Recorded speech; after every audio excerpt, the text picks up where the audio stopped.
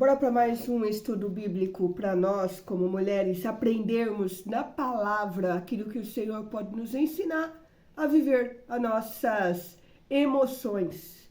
Pois bem, nós, como eu falei no outro vídeo, nós não vamos pegar apenas provérbios e ficar capítulo por capítulo, mas vamos pegar alguns pontos básicos diante daquilo que nós precisamos. Já me dá um joinha aqui se você gostou disso, se você queria de uma outra forma, me dá um joinha aí. Vamos lá. Dá aquele like se você, o que você está achando, o que você não está achando. Não deixe de comentar e principalmente não deixe de fazer a sua ficha da anamnese. Pois bem, vamos lá. E o que nós vamos falar hoje? Qual é o provérbio que vamos ler hoje? Vamos ler aqui no provérbio 5, né? 5:15. Nossa, Lisandra, você foi lá pro provérbio 5:15? Sim, fui lá pro provérbio 5:15. Por quê? Porque provérbios, como eu falei, não vamos pegar especificamente alguns pontos e principalmente para nós como mulheres que queremos lidar com nossas emoções. Então eu vou pegar alguns pontos e esses 5:15 tem muito a ver para nós. Como nós vemos que o Provérbios é ensinamentos de Davi para Salomão, de um pai para o filho, nós vemos que é o ensinamento de Deus para conosco mulheres, nós filhas de Deus Pai. E também, percorrendo, nós começamos a ver que tem mais duas pessoas que escreveram esse Provérbios. Sim, nós vamos ver isso adiante. E o final, nós vemos uma curiosidade, que é o quê? É ensinamentos de uma mãe para uma filha. Olha só que interessante. Por isso que eu comecei com Provérbios, porque nós vemos o ensinamento de Deus Pai ao filho, no caso nós, filhas de Deus Pai. Nós temos esse grupo, essa comunidade, essa fraternidade entre nós, filhas do Pai. E eu já falei que eu vou lhe explicar o porquê dessas filhas do Pai. Em primeiro lugar, eu, Elisandra, vivi uma experiência em relação a isso. Por isso que eu trago este nome, né, filhas do Pai. E aí, a gente ter essa paternidade de Deus olhando para nós, mulheres. E depois, nós vermos outras pessoas falando aqui desse provérbio. E por fim, o ensinamento de mãe para uma filha. Gente, tem muito a ver para conosco. Fala sério, já pensou nisso? Escreve aqui nos comentários. O que você achou dessa novidade? Você já teve um olhar atento a isto? Você já prestou atenção nisto? Pois bem, gente, você já tem visto. Eu uso muito a edição pastoral. Mas também tenho a edição Jerusalém, que é a que eu mais amo, né? Mas eu pego aqui a pastoral porque é uma que todos nós, como católicos, é mais fácil e acessível que mais nós temos popularmente. Ou é essa ou é a Bíblia Ave Maria, né? Pois bem, eu estou nessa tradução pastoral e vamos falar aqui nesse 5:15. Acompanhe comigo. Esposa que mata a sede.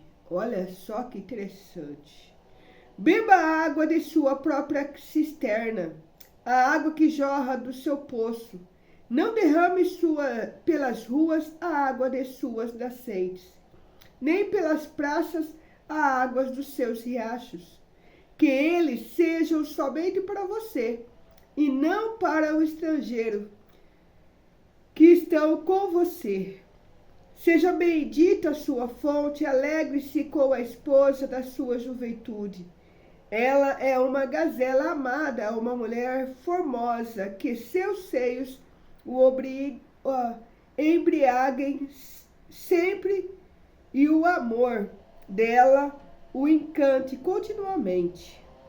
Minha filha, porque se entregar a uma estranha e abraçar meu filho, né? Porque se entregar a uma estranha e abraçar o peito em uma estrangeira? Pois os olhos de Javé observam os caminhos do homem e vigiam todas as suas trilhas. Vamos parar por aí. Tem um pouquinho mais adiante, na verdade, mais 2 versículos adiante, para depois chegar no 6, mas vamos parar por aqui. Por quê? Olha só o que nós temos aqui hoje. Esposa que mata a sede.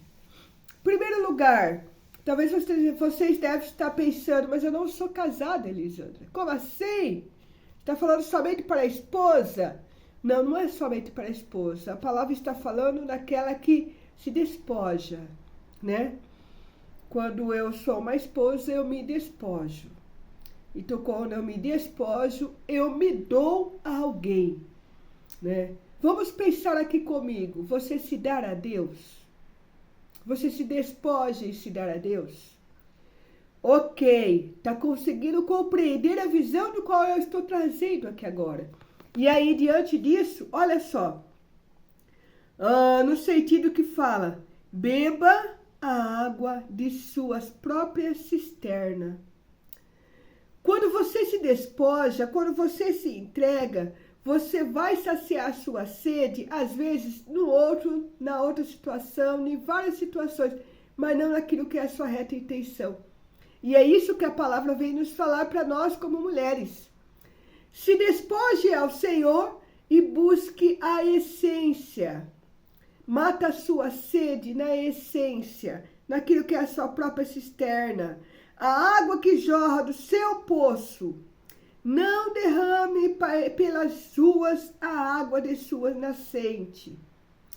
Deus a capacitou de muitos bens, de sabedoria, de discernimento. Lembra que eu sempre falo isso, de trazer para fora aquilo que está dentro? Pois bem, você, como mulher, tem a capacidade, muito mais além do que qualquer outra pessoa, de conseguir fazer isto. É pelo sexto sentido que muitos falam de nós, mulheres.